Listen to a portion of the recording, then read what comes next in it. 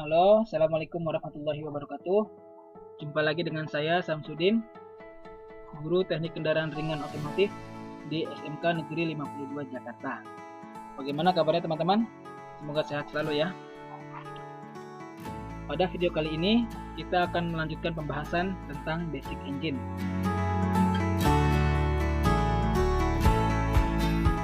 Pada part 2, kita akan membahas satu bagian utama engine. Yang kedua, spesifikasi engine. Ada 4 pembahasan. Kemudian yang ketiga adalah proses pembakaran engine gasolin.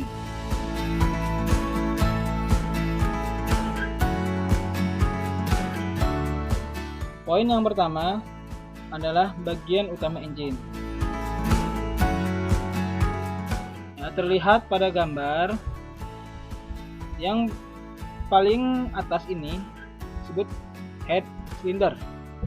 Di dalamnya terdapat mekanisme katup yang terdiri atas intake cam, intake valve, exhaust cam, dan juga ada komponen pengapian yaitu spark plug atau busi. Kemudian di bagian tengah itu adalah block cylinder. Di dalamnya terdapat piston dan connecting rod. Bagian yang paling bawah itu carter untuk menampung oli. Di dalamnya ada crankshaft terhubung dengan flywheel dan juga terhubung dengan gearbox. Ini konstruksi atau bagian utama dari engine.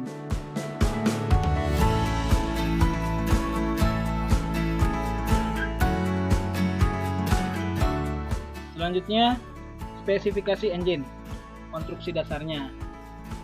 Nah, ini terlihat pada gambar, kita bahas satu. Yang pertama adalah silinder. Ini yang Bapak tunjukkan adalah silinder. Di dalamnya terdapat piston. Kemudian bore itu adalah diameter dari piston. Stroke itu adalah jarak antara piston posisi paling bawah dengan posisi piston paling atas. Nah, ini top dead center adalah posisi mentoknya dari piston di atas, dan bottom dead center adalah posisi terbawahnya dari piston tersebut. Kemudian volume silinder adalah ruang yang terbentuk ketika piston berada di bottom dead center. Volume ruang kompresi adalah ruang yang terbentuk ketika piston berada pada top dead center. Ini ruang kompresi ini ya, FC itu volume ruang kompresi. Kemudian model konstruksi engine. Ada 3 model. Yang pertama overstroke, yang kedua square engine, yang ketiga overbore. Nah, overstroke kita lihat bore lebih kecil daripada stroke. Nah, ini ukuran bornya lebih kecil daripada stroke-nya, sehingga mesin ini memiliki karakter nilai torsi yang lebih besar pada kecepatan rendah. Jadi torsinya itu besar pada kecepatan rendah. Cocok untuk mobil-mobil off-road atau mobil-mobil berat. Kemudian square engine, bornya sama dengan ukuran stroke-nya, sehingga mesin ini memiliki tenaga yang hampir merata di semua tingkat putaran mesin, baik RPM rendah maupun RPM tinggi.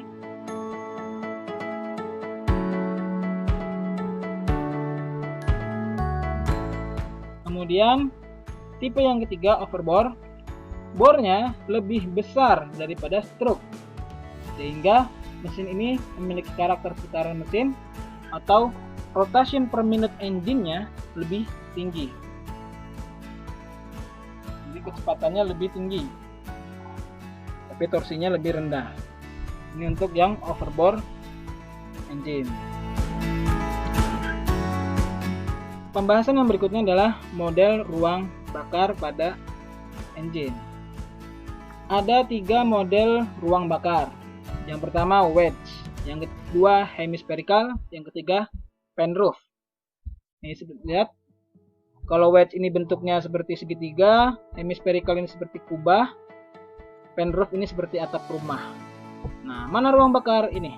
Ya, ruang bakar adalah bagian yang terbentuk antara cylinder head dengan piston bagian atas ketika posisi top dead center. Kalau di tipe wedge, squeeze area yang terbentuk itu bagus.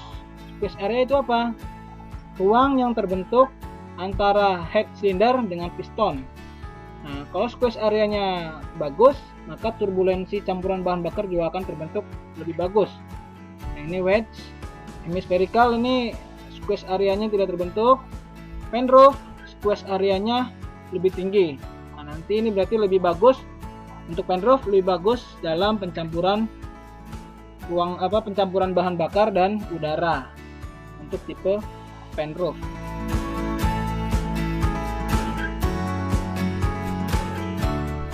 Nah, ini little squeeze effect. Kemudian kita pembahasan performance engine. Ada nilai HP dan torsi. HP itu adalah horsepower. Jadi horsepower itu adalah satu tenaga yang dibutuhkan untuk mengangkat beban seberat 75 kg setinggi 1 meter dalam waktu 1 detik. Itu gambaran dari satu tenaga HP. Jadi HP adalah tenaga yang dihasilkan oleh engine dari hasil pembakaran untuk memutar flywheel. Jadi untuk ukurannya di flywheel. 1 HP sama dengan 1 PS, 1 HP sama dengan 0,735 kW. Sedangkan torsi atau output torsi adalah tenaga yang dihasilkan dari proses pembakaran untuk memutar crankshaft. Ya, jadi ukurannya itu adalah tenaga untuk memutarkan crankshaft di flywheel. Hubungannya adalah torsi sama dengan P dikali 716 dibagi N. P ini adalah horsepower-nya, N-nya adalah putaran engine. Pembahasan yang selanjutnya adalah nilai compression ratio. Apa yang dimaksud dengan compression ratio? Nah, kita lihat di rumus berikut. Compression ratio adalah PC ditambah V dibagi PC. Jadi compression ratio adalah jumlah PC dan F, yaitu volume ruang kompresi dan volume silinder, dibagi dengan volume ruang kompresi. Ya, ini volume ruang kompresi, ini volume silinder. Ya, jadi compression ratio adalah perbandingan volume ruang bakar mesin keseluruhan. Ya, ini penjumlahan ini dengan volume ruang kompresi atau volume saat piston berada di posisi paling atas. Semakin tinggi nilai compression ratio, maka semakin baik untuk engine. Dan nilai compression ratio berpengaruh terhadap bahan bakar yang akan digunakan. Ya, jadi kalau memakai Pertalite, Pertamax atau Pertamax Turbo itu bergantung dari nilai compression ratio.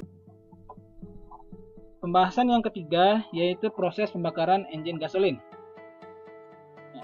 Setelah kita sepakati bahwa engine 4 langkah menghasilkan satu tenaga melalui 4 langkah piston. Nah, dari gambar ini kita lihat secara vertikal ada tekanan 0 sampai 60, secara horizontal kita lihat ada langkah piston dari 0 derajat sampai 360 derajat. Ada 4 langkah ya. Langkah intake tekanannya masih rendah. Mulai naik di titik A, yaitu di akhir kompresi. Itu titik A itu percikan bunga api sudah mulai muncul. Di titik B, ya, bahan bakar dan udara mulai terbakar. Nah, ini mulai terbakar, timbul tekanan yang tinggi, ya, yang paling tinggi itu di titik C. Kemudian menurun lagi tekanannya sampai di titik D, itu akhir pembakaran. Ini langkah usaha, usahanya menggerakkan piston, kemudian ke exhaust. Ini langkah exhaust, langkah pembuangan, tekanannya semakin menurun.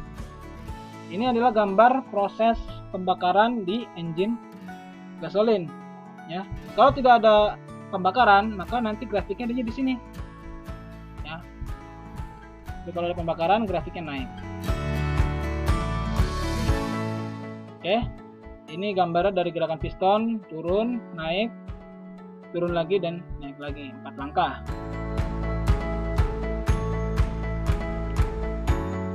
Oke, demikian video pembelajaran kali ini. Semoga bermanfaat.